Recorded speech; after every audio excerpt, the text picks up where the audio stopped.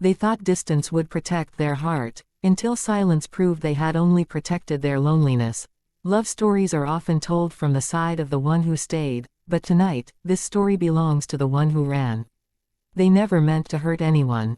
In the beginning, love felt like sunlight on closed eyelids, warm, gentle, harmless.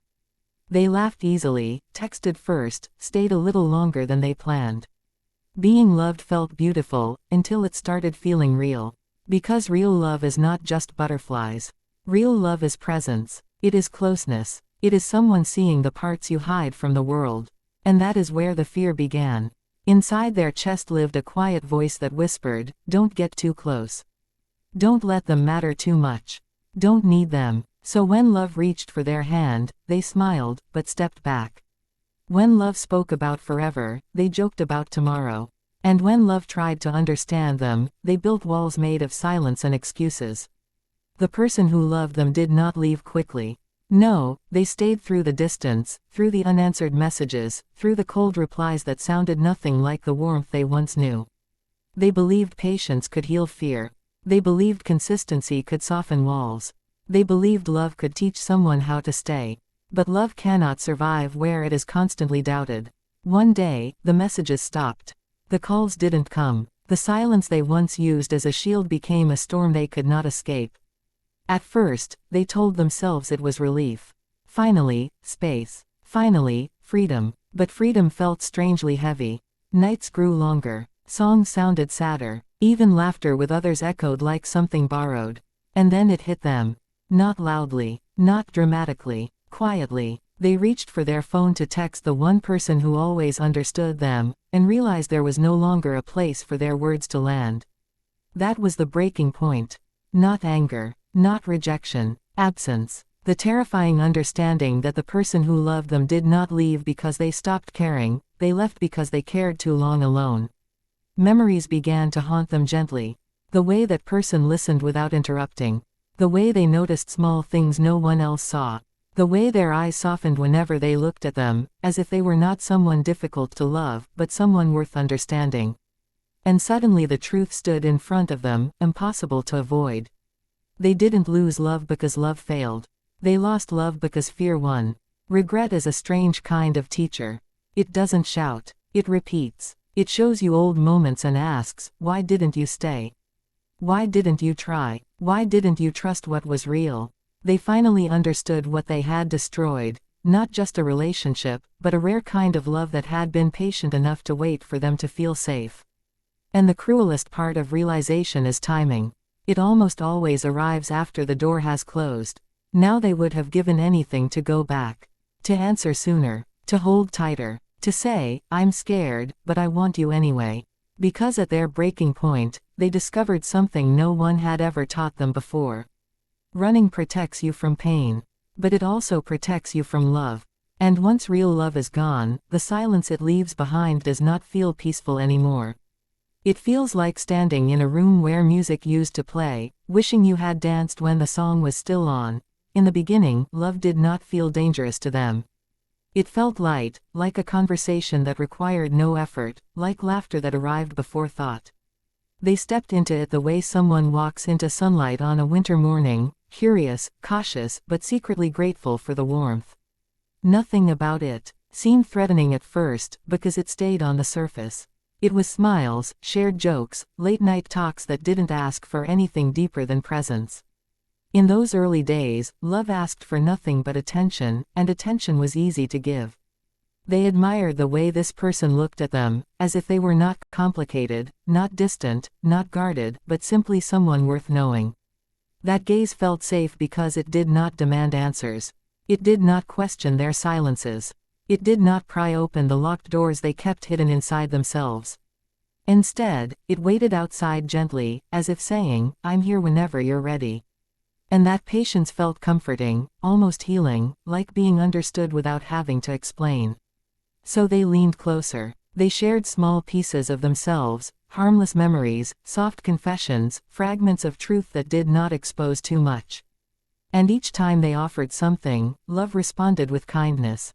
No judgment, no pressure, just acceptance. It felt new to them, this experience of being received without resistance.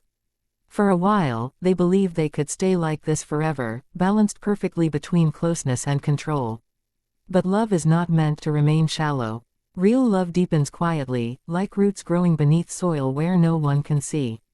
Without warning, conversations began to carry weight. Questions became more meaningful. Silence started to feel intimate instead of empty. The person they loved began to matter, not casually, not temporarily, but in a way that reached into their thoughts when they were alone. And that was the moment something shifted inside them. Because love is easy when it is light, but terrifying when it becomes real. When feelings grew stronger, so did awareness. They noticed how much they cared. They noticed how their mood changed depending on a message, a tone, a pause. They noticed how their heart reacted when that person stepped closer emotionally, and suddenly warmth did not feel harmless anymore. It felt powerful. It felt exposing. It felt like standing unarmored in front of someone who could, if they chose, see every hidden fear they had spent years protecting. And in that realization, safety slowly began to feel like risk. The fear did not arrive like thunder. It did not crash into their heart or announce itself with chaos. It slipped in quietly, like a whisper curling through their thoughts, so soft they almost mistook it for their own voice. At first it sounded reasonable, protective, even wise. It told them to slow down, to be careful, to remember that closeness always comes with risk. And they listened, because that voice had been with them long before love ever appeared. It reminded them of old wounds they rarely spoke about. Memories of trust that had once been given and then mishandled. Moments when vulnerability had been met with silence, or worse, indifference. The fear carried those memories like evidence, presenting them gently but persistently, as if saying, "See. This is why you don't let anyone get too close." It didn't shout. It didn't threaten. It simply suggested, over and over, that distance was safer than devotion. So while love was leaning in, they were leaning back. Not obviously, not enough for anyone else to notice right away, but enough for space to begin growing between heartbeats. When a message arrived, they waited before replying. When affection was offered, they softened it with humor. When conversations turned deep, they redirected them toward something lighter. They convinced themselves they were maintaining balance, protecting independence, keeping control over feelings that were beginning to feel too strong to manage. Inside, however, something restless stirred. Because part of them wanted the closeness. Part of them wanted to stay, to trust, to let themselves be known completely. That part was quiet but sincere, like a candle flickering in a room full of wind. And every time love showed patience, every time it responded with gentleness instead of pressure, that small hopeful part grew brighter. But fear is persistent when it has history on its side. It leaned closer to their thoughts and whispered questions that sounded like logic. What if they leave? What if you care more than they do? What if you lose yourself? Those questions wrapped around their feelings until warmth started to feel dangerous. They began to analyze every emotion, every attachment, every moment of happiness, as if joy itself were something that needed to be monitored carefully. The closer love stepped, the louder the whisper became. It urged them to create distance before dependence could form, to pull away before attachment could deepen, to retreat before their heart forgot how to be alone. At first, the silence did not seem dangerous. It felt harmless, almost peaceful, like a pause between songs. They told themselves it was necessary, that space was healthy, that love did not need constant words to survive. So when messages arrived, they sometimes let them sit unanswered. Not out of cruelty, not out of indifference, but out of a quiet instinct to step back whenever closeness began to feel too real. They believed distance would keep their emotions steady, that silence would prevent their heart from becoming too attached. The person who loved them noticed, of course. Love always notices what others overlook. They saw the delayed replies, the shortened sentences, the way conversations that once flowed effortlessly now ended abruptly. But instead of confronting it harshly, they responded with understanding. They gave reassurance where they could have given complaints. They offered patience where they could have demanded clarity. They treated the silence not as rejection, but as something fragile, something that needed gentleness rather than pressure. That kindness made the silence heavier. Because silence, when met with anger, can be defended. Silence, when met with frustration, can be justified. But silence met with patience becomes a mirror. And in that mirror, they began to see themselves more clearly than they wanted to. They saw how often they withdrew just when affection deepened. They saw how they changed the subject whenever feelings were mentioned. They saw how they protected themselves even when there was no real danger present. Still, they did not break the pattern. Instead, they leaned further into quietness, convincing themselves that if love was real, it would understand without explanation. They believed that what was meant for them would stay, no matter how distant they became. So they spoke less, shared less, reached out less. Their absence was subtle but steady, like a tide slowly pulling away from shore. Meanwhile, the one who loved them kept listening for words that never came. They reread old conversations just to feel close again. They watched their screen at night hoping for a message that might say, "I miss you." They memorized the rhythm of waiting, learning how to interpret pauses and gaps as if they were sentences. And that was when the silence stopped being empty and started speaking, saying everything neither of them dared to admit aloud. The realization did not arrive in a dramatic scene or a storm of emotion. It came quietly, almost politely, as if it had been waiting for the right moment to step forward.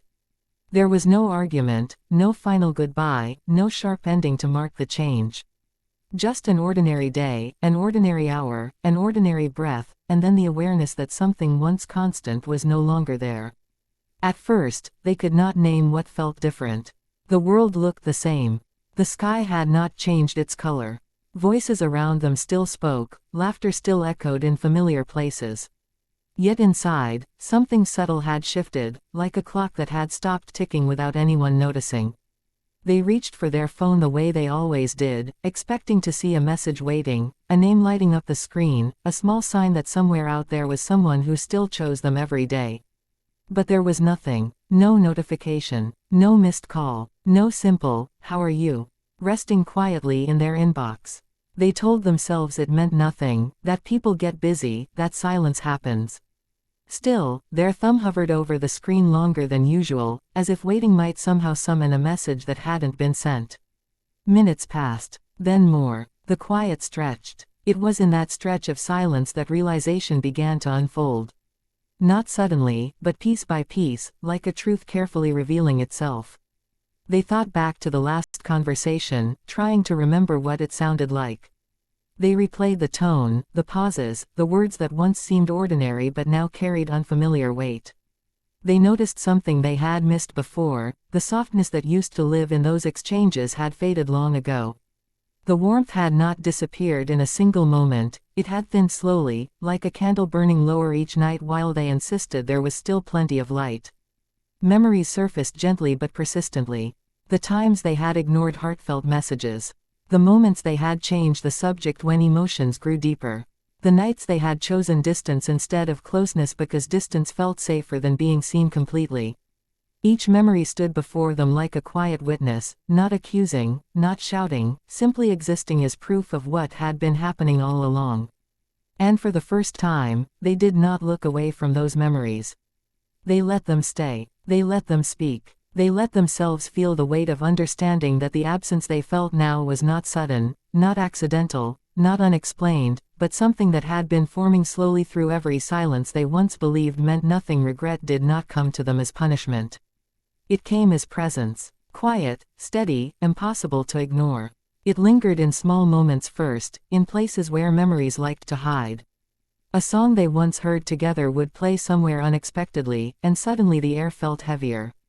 A phrase someone else used would sound painfully familiar, carrying the same tone, the same warmth they once brushed aside without thinking. Even ordinary things began to feel different, as if the world itself had learned a secret before they did. They started remembering details they had once overlooked. The way that person used to wait patiently for their replies, never rushing them, never demanding more than they could give. The way their voice softened when they sensed distance, as if they were trying to comfort a wound they could not see. Those memories returned not as grand scenes, but as fragments, gentle, vivid, undeniable. Each one carried the same quiet question: why didn't you see it when it was yours?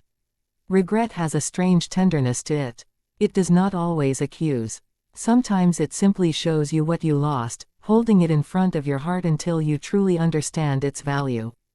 They began to realize that what they once called pressure had actually been care.